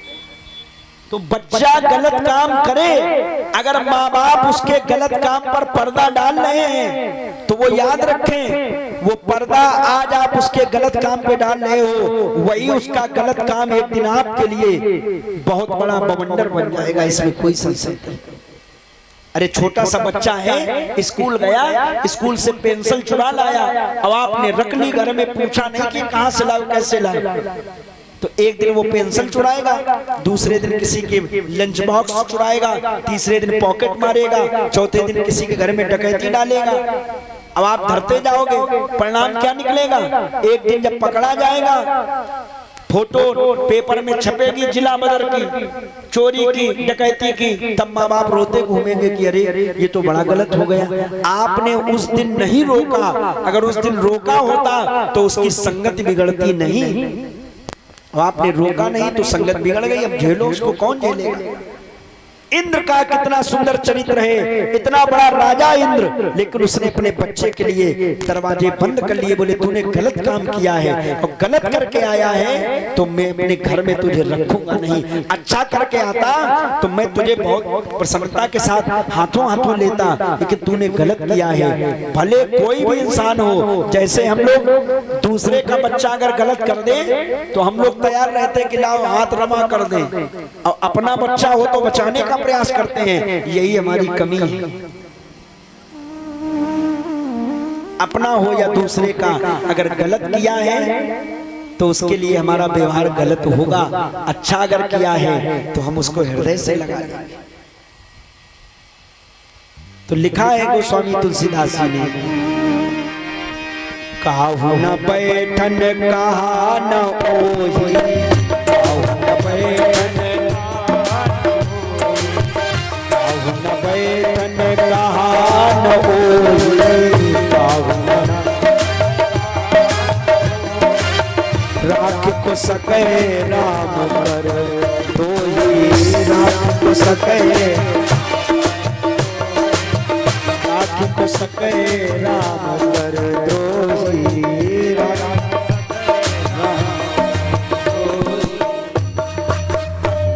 राख को सके राम कर द्रोही। किसी ने इसको बैठने की जगह नहीं दी, किसी ने इसको पनाह नहीं दी, किसी ने इसको बैठाला नहीं। तात्पर्य क्या है, कोई गलत कोई गलत काम करके आवे, कितना भी हमारा सगा संबंधी क्यों न हो, उसका साथ न दो। अगर जीवन में आप यहाँ जितने लोग बैठे हो, हमारे छोटे छोटे बच्चे हैं, और बालपन ही अगर उनका संभाल लिया जाए तो जवानी संभल जाती है, न फिर बिगड़ जाता है मन। फिर जवानी में वो संभलते नहीं, फिर लगाम छूट जाती है भाई। तो बच्चों को हमेशा ऐसे संस्कार दो कि कोई वो गलत काम न करे, तब तो ठीक है। और न उसने गलत काम किया, आपने छिपा लिया तो परिणाम क्या निकला। एक दिन छोटा सा गलत काम किया, धीरे धीरे बड़े बड़े कांड करेगा, फिर आप रोगे कि ये तो बड़ा गलत हो गया। इंद्र को बहुत क्रोध आया, जयंत को भगा दिया घर से, मत आना दोबारा कभी, मुझे तेरे जैसे पुत्र की जरूरत नहीं है, जो भारत देश की नारी की साथ अस्मिता और उसके इज्जत के साथ छेड़छाड़ कर रहा था, और तुम चाहता है कि मैं तुझे घर में रख लूं, भग जा यहाँ से, भगा दिया। तब वो जयंत दौड़ रहा है, कहां जाए कहां जाए। याद रखो, दिशो न बक्ष्मा विवरान समुद्रान, लोकान सपालास्त्रिदिवं गतासा, यतो यतो धावती तत्र तत्र। वाल्मीकि रामायण कहती है, जयंत जब चला तो दिशाओं में, दिशो नवक्षमाम विवरान समुद्रान लोकान सपान, लोकपालों के यहाँ, दिक्पालों के यहाँ, प्रजापालों के यहाँ, दिशाओं में, वनस्पतियों में, समुद्र में छिपा, लेकिन ये जहां जाता है भगवान का जलता हुआ बाण इसके पीछे लगा रहता है। पानी के अंदर कूद गया कि हो सकता है इसमें ना आ पावे, लेकिन वो भगवान का बाण पानी के अंदर भी जलता हुआ जा रहा है, और इसको चोट नहीं पहुंचा रहा, डरा रहा है केवल वो बाण, थोड़ी दूर पर है। जयंत भागता चला जा रहा है। अब एक बात इस जगह कहूं, अगर मान लो कोई व्यक्ति बिगड़ जाए, ध्यान से सुनना, ये कथा मैं अपने गांव के उन लोगों के लिए दे रहा हूं जो ऐसे तमाम कुसंगति के कारण बिगड़ गए। पिता तो बहुत अच्छे हैं, वैसे एक कहावत कही जाती है, बाढ़ई पुत्र पिता के धर्मा, खेती उपजे अपने कर्म। लेकिन ये कहावत आजकल सर्टिफाइड नहीं हो रही। ये कहावत आजकल झूठी हो रही है। क्यों? कई बार देखना पिता बहुत इज्जतदार हैं, समाज में उनकी पद प्रतिष्ठा गर्मा है, जहां जाए लोग उठ करके सम्मान करते हैं, लेकिन ऐसे उस सम्मानित पिता की ऐसी नालायक संतानें निकल जाती हैं जिनके कारण पिता बेचारा घर से निकलने में शर्म करता है कि कहीं पड़ा होगा, नाली के किनारे पड़ा होगा। और कई बार ऐसा भी होता है कि बहुत बिगड़े हुए पिता होते हैं, शराबी, कबाबी, जुआड़ी, सारे लक्षण उसमें होते हैं, और बेटा इतना अच्छा निकल जाता है जो लौंग तक का नशा नहीं जानता है। ये क्या मतलब है? ये बालही पुत्र पिता के धर्मा नहीं है, ये संस्कारों का स्वभाव है मेरे भाई, संस्कारों का स्वभाव। इंद्र ने जयंत को भगाया, जयंत भागता चला जा रहा है, कोई भी उनको ठहरने के लिए नहीं कह रहा है। अब मैं वो बात कहने जा रहा हूं, हो सकता है आज अंतिम दिन की कथा है, अगर एक भी व्यक्ति कथा सुन के समझ करके अपने जीवन में बदलाव ले आया तो ये 8वां गणेश महोत्सव और ये राम कथा हमारा कहना सफल हो गया, हमारा गला बैठ गया, 7 दिन चिल्लाते चिल्लाते सफल हो जाएगा। हमें लगेगा चलो एक व्यक्ति ने सुधार तो किया।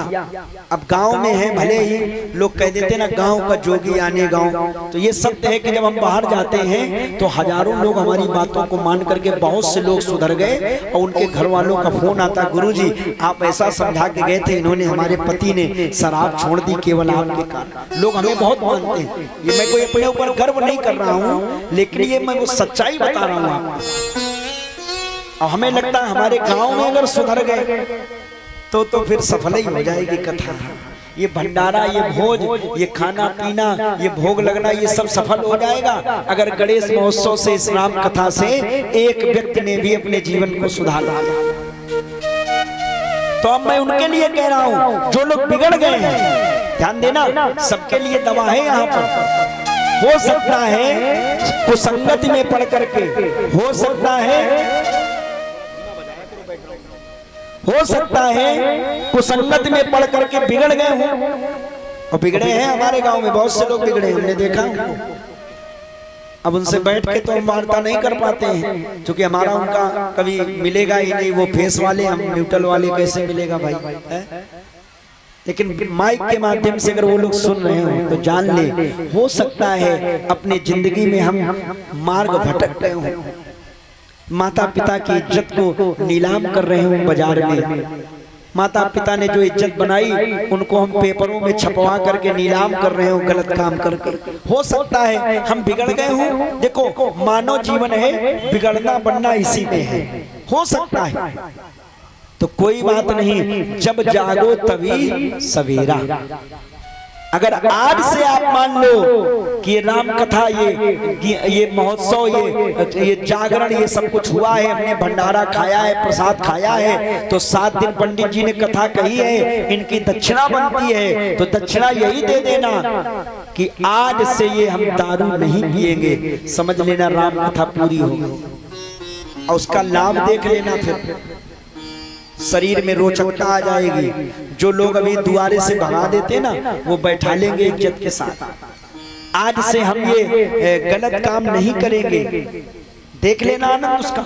आज से जुआ नहीं खेलेंगे, आज से दारू नहीं पिएंगे, आज से किसी पर गलत दृष्टि नहीं रखेंगे। राम कथा कहना और सुनाना और सुनना सफल हो गया। और नहीं तो चाहे जिसको गंगा जी के अंदर खड़ा कर दो, कोई लाभ नहीं मिलेगा भाई बहन। और जो लोग ये कहते छूटती नहीं है, अरे एक जगह तुम कथा कर रहे थे, खड़े हो गए भाई साहब झूमते हुए, बोले पंडित हमको, हाँ महाराज। और उन लोगों की भाषा ऐसे रहती है, पंडित जी नहीं, बोले पंडित। हमने कहा हाँ भैया। बोले ज्यादा वो न करो, अपन कथा कहा भैया, देखो दारू मार छूटे वाली है ना। हमको काहे, बोले जानते हो नहीं, अब ये छूटती नहीं, क्या करें, प्रयास तो बहुत बार करते हैं। जब जब पी के आते घर में झगड़ा होता है, पत्नी से झगड़ा होता, माँ बाप से झगड़ा होता है, हम सोचते छोड़ देंगे। वो कहते हैं आज पिया कल नहीं पिएंगे, लेकिन फिर कल मन चलने लगता है, न पियो तो देह ही टूटन जाने का लोग कहते हैं। तो हमने कहा सुनो, ये केवल ये तुम्हारी मानसिक स्थिति सही नहीं है। हाँ, तुम्हारा मनो स्थिति जो है वो थोड़ी कमजोर है। छोड़ने के लिए दारू की बोतल छोड़ो, छोड़ने के लिए तो लोग अपने माँ बाप को छोड़ देते हैं, दारू की बोतल तो बहुत छोटी चीज है। प्रयास नहीं करना चाहते हो और सोचते हो कि हाँ ये बहाने बना देते लोग, जबकि छोड़ने के लिए अपने सगे संबंधी को लोग छोड़ देते हैं। बहन को कहो छोड़ दे, भाई को छोड़ दे, माँ बाप को छोड़ दे, अब इससे ज्यादा बड़ी होगी कोई दारू की बोतल? बोलो भाई।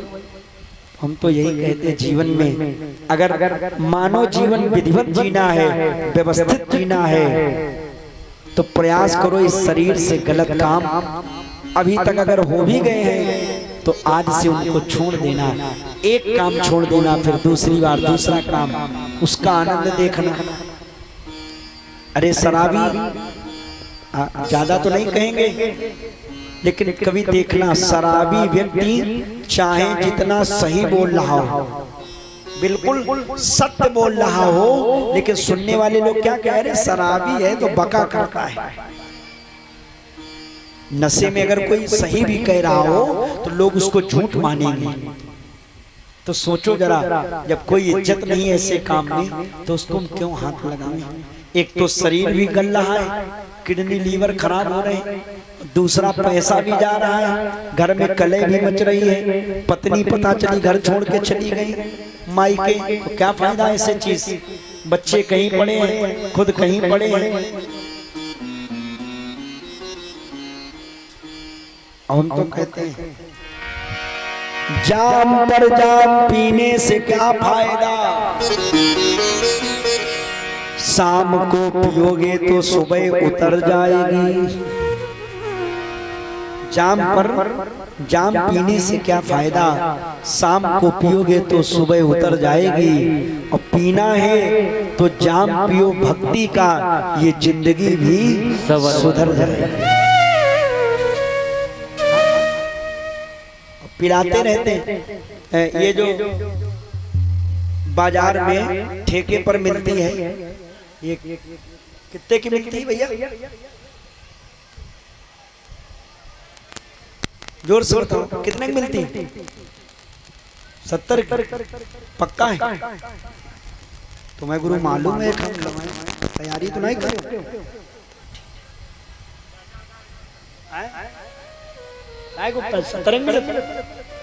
और कुछ तो महंगी महंगी होती, का था अंग्रेजी वाली, इंग्लिश वाली है, और महंगी आती हो तो हमने देखा है। अच्छा एक बात आपसे बताऊं, आपको बड़ा आनंद आएगा, जो पीने वाले वो खुश हो जाएंगे। अभी तक हम खूब बुराई कर रहे थे, लेकिन एक बार एक साधु ने हमसे बताया, हम अयोध्या जी में थे तो एक महात्मा जी से चर्चा होने लगी, तो हमने कहा गुरु जी कुछ ऐसा बताओ कि ये शराबी भी खुश हो जाया करें, हमारी भागवत सुना करें। तो बोले इनको फायदा बताया करो शराब के। हमने कहा शराब के फायदे? हम तो आज तक यही सुने थे, स्मोकिंग इज किल्स, ये धूम्रपान और ये जो दारू इत्यादि होती है इससे किडनी लीवर खराब होता है, इन्फेक्शन होता है, ये तो गलत चीज है। और आप कह रहे हो फायदा होता है, तो उन महात्मा जी ने बताया हाँ हाँ दारू पीने के फायदा भी होते हैं। तो हमने कहा महाराज ये जल्दी बताओ, अब की बार अपने गांव में सुना देंगे।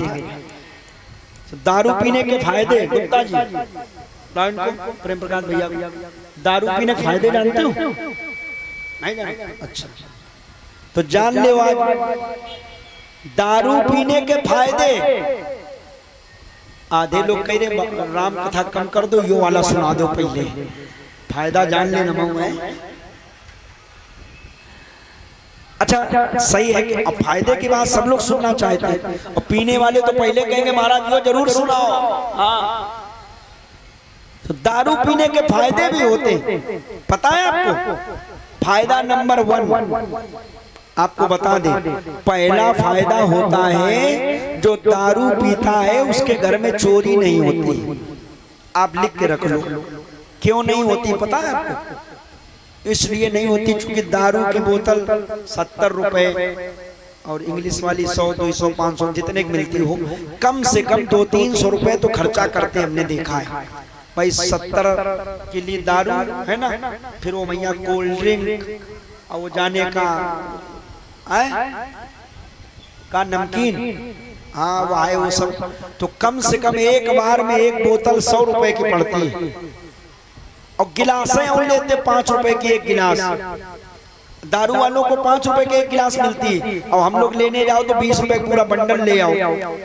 तो ये दुकानदार लूट लेते, ले से 5 रुपए वैसे बर्बाद कर रहा है कि नहीं। तो कम से कम 100 रुपए की एक बोतल पड़ती है। अब बताओ जरा छोटे भैया, अब 100 रुपए की एक बोतल पड़ी और कमाई केवल हुई शाम तक 200 की, और यार दोस्ती में पी गए 300 की, तो ये ज्यादा हो गया ना, कमाई से ज्यादा हो गया। तो क्या करता दारूबाज, पहले तो घर के लुटिया थरिया बर्तन उठा उठा के सब बेच डालता है। अब बताओ घर में जब लुटिया थरिया बर्तन चम्मच तक रहे नहीं, तो चोरी कर, चोर दिवालन की कर नहीं है, तो चोरी होती नहीं। या दारूबाज के घर में रात में 12 बजे तक 2 बजे तक होती है शोर शराबा, तो चोर का दिन के घरे सब जाग रहे, भैया दूरे रहो।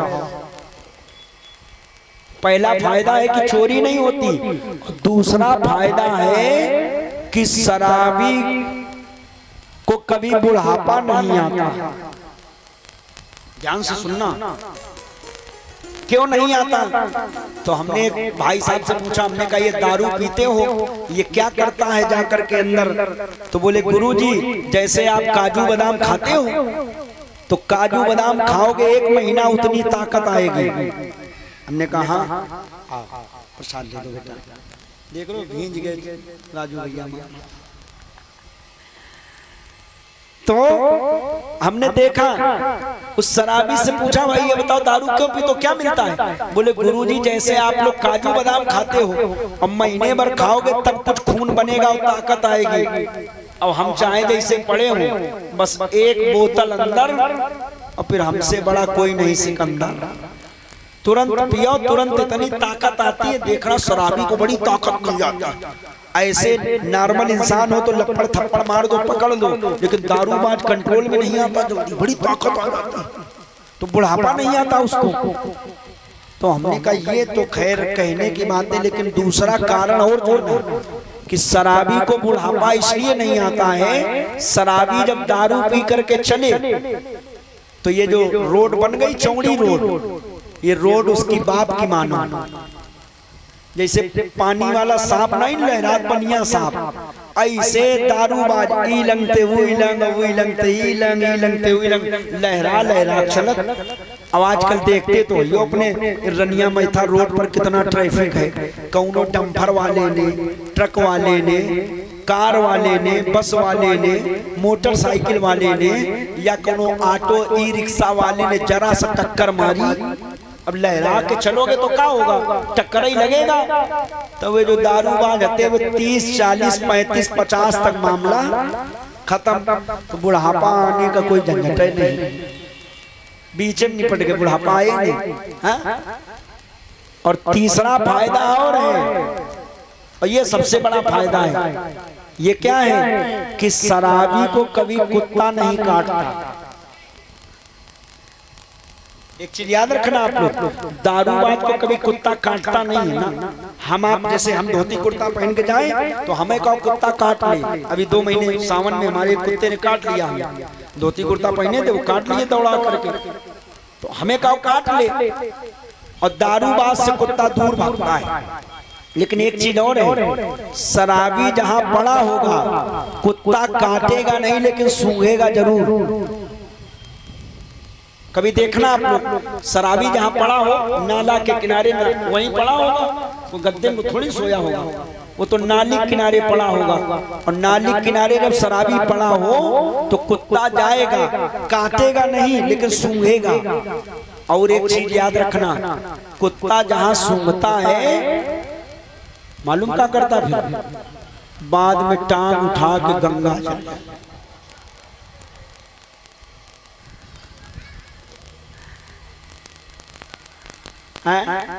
तो ऐसा काम क्यों करें? क्यों भाई? आज की कथा का ये सार है, छोड़ देना चाहिए। ऐसे अगर व्यसन हमारे जीवन में है तो प्रयास करो इस राम कथा से 8वें गणेश महोत्सव में कि हे भगवान गजानन, आपकी सौगंध आपके चरणों में ये आज से हम चढ़ा करके जा रहे, अब दोबारा इसको हाथ नहीं लगाएंगे। देखना घर में उन्नति होगी, बच्चे भी खुश होंगे, पत्नी भी खुश होगी, परिवार भी खुश होगा और समाज में लोगों की दृष्टि आपके प्रति बदल जाएगी, नजरिया बदल जाएगा। तो हमने इसी बात को एक लाइन में लिखा है, आपको सुना दें। पीने पिलाने की बात हर जगह चलती है, इतनी चलती है पीने पिलाने। देखो हमसे लोग ये नहीं पूछेंगे पंडित जी ले तुम टॉफी खा लो, अगर मसाला खाते होते तो तुरंत लो पंडित जी सनकी लो, तुरंत लोग देते। लेकिन ये कोई नहीं कहेगा लो पंडित जी तुम रबड़ी पी लो 100 ग्राम। अगर दारू पीते होते तो तुरंत कहते आओ पंडित जी 35-35 मिला लो। हमें तो एक बार की ये भी याद है, अपने यहाँ जब चौराहे पे था तो यहाँ खूब जाम लगा था, हम कुर्ता पैजामा पहने थे। उस दिन मोटरसाइकिल से कानपुर जा रहे थे और यहीं बाबा पान भंडार के सामने गाड़ी रुक गई, चूंकि आगे तमाम ट्रक खड़े थे। तब ये रोड नहीं बना था, हल्का रोड था अपने यहाँ। तो एक व्यक्ति कोई था, वो हमें अब पता नहीं, इतना चेहरा भी याद नहीं वो कौन था। शाम का टाइम था, वो आया बोला भैया 35 मिलाइयो। तो हमको 35 मिलाइयो मतलब, तो हम मुंह घुमा के देखे क्या बात है, बोले 35 मिला लो, 35 हमारे 5 हमको काहे के मारे, बोले लई लेने एक और हमारे पीछे पड़ा है। तो होते हैं ऐसे लोग समाज में, हमें रबड़ी लोग नहीं पिलाएंगे, दारू पीते होते तो लोग पिलाने के लिए घूमते, तो लो पंडित जी पी लो। तो पीने पिलाने के ये हालात हैं आज समाज में। ये सच्चाई मैं आपको बता रहा हूँ। आपके घर में बच्चा पैदा हो, खुशियों का दिन है, और ये दारूबाज आ जाएंगे, राजू भैया तो नाती हुईगा लाओ पिलाओ, करते हैं ऐसा। आपके घर में खुशियां मनाई जा रही हैं और ये लोग आ जाएंगे और कहेंगे लाओ पिलाओ। अरे ये छोड़ो, आप घर में लिंटर डलवाओ। अब हमने 2 महीना पहले डलवाया, हमसे पूछो। मिस्त्री जो काम करने वाले होते हैं, लिंटर पड़ा हमारा, उनकी हमारी जो पेमेंट तय थी वो ले ली 700 रुपए। फिर बोले पंडित जी लिंटर तो पड़ेगा, आप लाओ पिलाओ। हमको बहुत जल्दी निकल लो तुम यहाँ से यहाँ। अरे तुम खाने के लिए पैसा मांगते हम दे देते, लेकिन ये पीने पिलाने के लिए नहीं हमारे पास। तुमने मजदूरी की अपनी 700 पेमेंट पकड़ो, जाओ, हमें अच्छा लगेगा 20 रुपए तुम्हें और समोसा खिलाए दे रहे हैं, खा लो। लेकिन आजकल ये हालात बन गए हैं, घर में बच्चा पैदा हो तो उनको पिलाओ, लिंटर डलवाओ तो पिलाओ, और कौनो लड़का के शादी संबंध हो तो लोग आ जाता है आज तो खुश हो, आज लड़का का तिलक चढ़े रो लाओ पिलाओ। और हमें तो लग रहा है कुछ दिन बाद, और कुछ दिन बाद क्या कुछ ना कुछ शुरू है धीरे धीरे। आज वहां भी लोग ऐसा करने लगे। कुछ दिन बाद जब अम्मा बप्पा मरा करेंगे ना, तो लोग कहेंगे लाओ पिलाओ, तुम्हारे तो बप्पा मरी गई, खुशी का दिन है यार। अब बताओ, और ये चालू है, चालू है साहब। अब तो आप घाट पर जाओ, अब हम ये भी एक दौर से गुजर के आए, वहां घाट पर भी लोग, चिता जिसकी जल रही उसके घर परिवार वाले लो रहे, लेकिन रिश्तेदार वो ये ढूंढते ठेका कहाँ है, लाओ चलो एक क्वार्टर मारी आओ, चल के गर्मी बहुत है। ये हालात होते हैं, उनको समाज से कोई मतलब नहीं रहेगा। मेरे भाई बहन, ऐसे गलत कुरीतियों से हमें बचना है। और ये कब बचेंगे? जब हमारे जीवन में राम कथा आ जाएगी। केवल सुनकर के नहीं, इसे जब ग्रहण कर लेंगे हम लोग, तब तो ठीक है। न इस कान से सुना गया, इससे निकाल दिया गया, उसका कोई लाभ नहीं। हमने गीत बनाया है इसी बात पर, आपको सुना रहा हूं। तीसरा बनाओ,